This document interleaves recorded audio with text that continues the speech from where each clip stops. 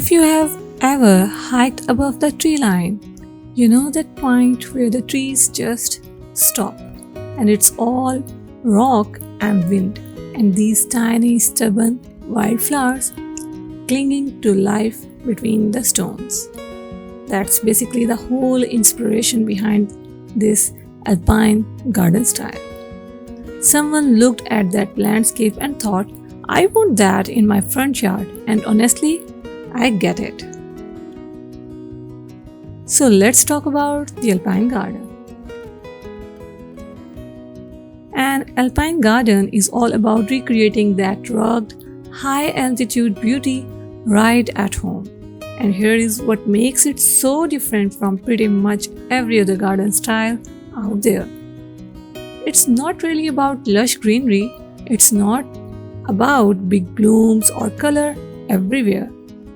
It's about texture, it's about structure, and it's about plants that are tough enough to survive almost anything you throw at them.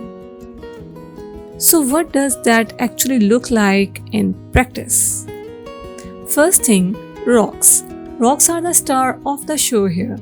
We are talking boulders, loose gravel, natural stones scattered around like nature placed them there herself. And I want to be clear, these are not just decorations sitting on top of the garden. They are the backbone. The whole design gets built around them. Then come the plants. And these are not your typical garden center flowers. We are talking dwarf, conifers, sedums, creeping thyme, little alpine wildflowers, soft cushions of moss tucked into the cracks. All naturally low growing, all incredibly tough because, well, that's literally what they evolved to do up in the mountains. Poor soil, harsh weather, brutal wind, these plants shrug it off. Now here is something a lot of people get wrong when they try this style for the first time, drainage. And I really can't stress this enough. Alpine plants absolutely hate sitting in wet soil, like it will kill them. So instead of that rich darkened garden soil you would use for say roses or vegetables, you actually want the opposite, a fast draining mix. Gravel, grit, sand. That's it. Get that wrong, and no matter how carefully you plant everything, it just would not survive. But here is the payoff. Once an alpine garden is established, it is generally low maintenance.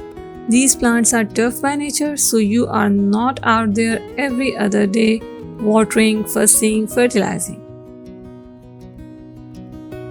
Honestly, if you want something low water, low maintenance, but still visually interesting all year round, even in the dead of winter, Alpine is a fantastic choice.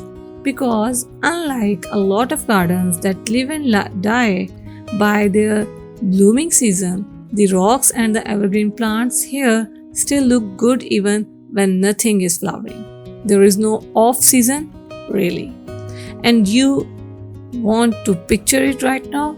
Think rock garden. Tiny plants poking out from between stones, maybe a little trickle of water somewhere, just enough to add sound and movement. That's the alpine look, simple, rugged, and honestly kind of beautiful in how unpolished it feels.